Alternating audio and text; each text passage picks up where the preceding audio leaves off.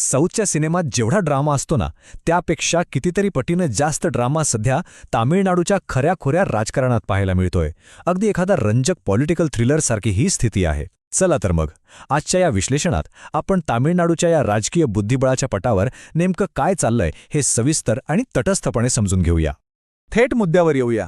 गुरुवारी थलपती विजय यांचा राज्याभिषेक म्हणजे शपथविधी होणार होता, पण अचानक तो रद्द झाला. मग काय, त्यांच्या कार्यकर्त्यांचा संताप उफाळून आला. थेट राज्यपालांचं निवासस्थान असलेल्या लोकभवन बाहेर त्यांनी प्रचंड मोठी निदर्शने सुरू केली.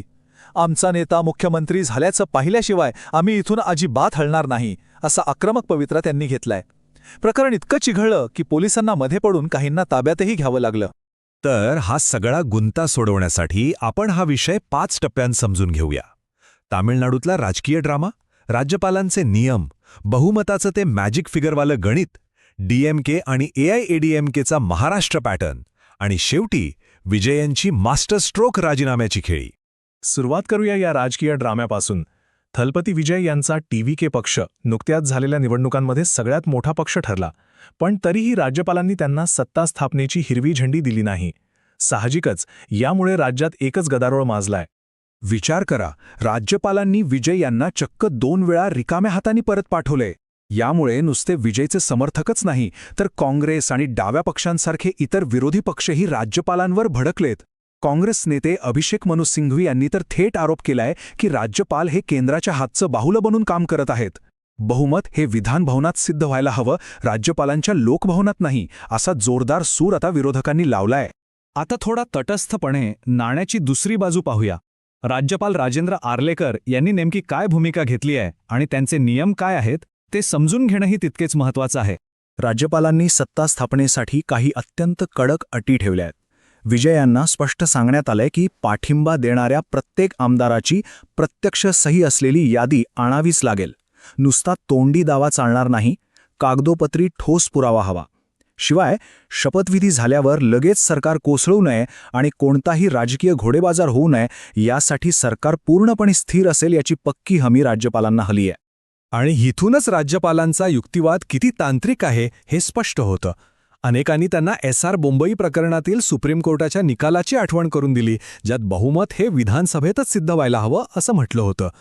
पण राज्यपालांचं म्हणणं असं आहे की तो निकाल एका आधीपासून अस्तित्वात असलेल्या सरकारसाठी होता.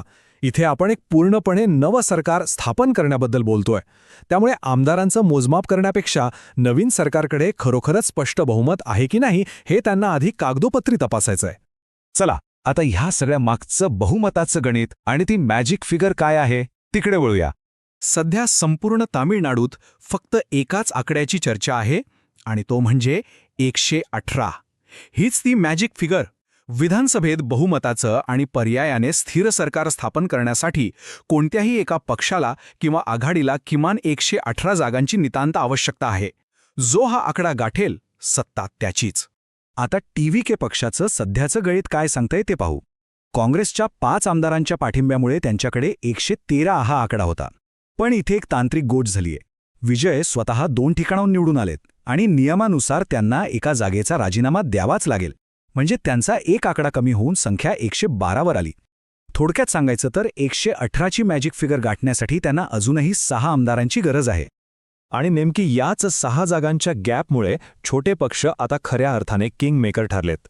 CPI, CPIM, IUML आणि VCK हे ते पक्ष आहेत.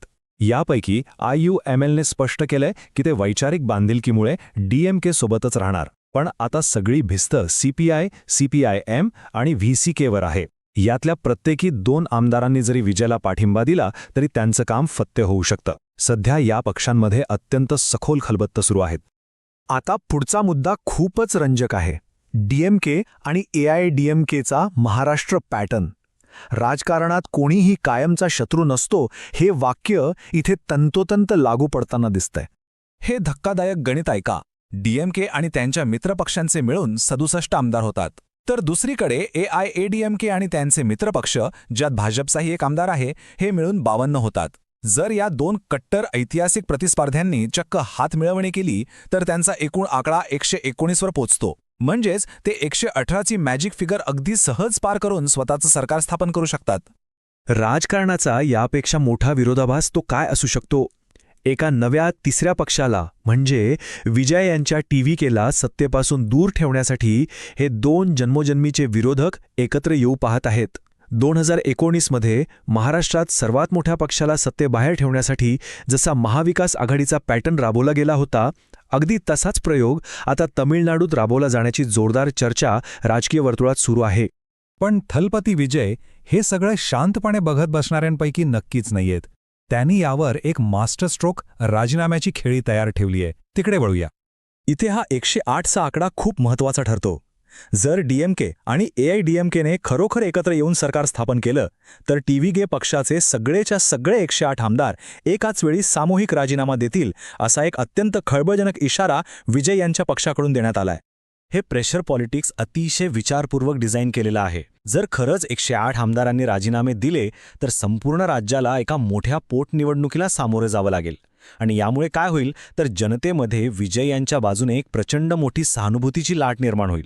आत्ता कदाचित त्यांना सत्तेबाहेर बसून विरोधी पक्षात राहावं लागेल, पण दीर्घकालीन विचार करता पुढील अनेक निवडणुकांसाठी ते आपली राजकीय ताकद प्रचंड वाढवतील आणि लोकसभेतही त्यांना याचा खूप मोठा फायदा मिळेल. तर मग प्रश्न असा उरतो की या सर्व गुंतागुंतीनंतर शेवटी तामिळनाडूत नेमकं कोणाचं सरकार स्थापन होणार?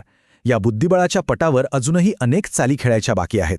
डाव्या पक्षांचा अंतिम निर्णय काय असेल? पारंपरिक प्रतिस्पर्धी खरंच एकत्र येतील का? आणि या सगळ्यात दिल्लीतील केंद्राची नेमकी भूमिका काय असेल? हे सगळेच पर्याय अजूनही खुले आहेत. थोडक्यात तामिळनाडूच्या या राजकीय समीकरणाचा आता अक्षरशः एक थरारपट झालाय. या सगळ्या घडामोडींमधून पुढे काय निष्पन्न होईल याचा नक्की विचार करा. पुन्हा भेटूया अशाच एका नव्या आणि माहितीपूर्ण विश्लेषणासह.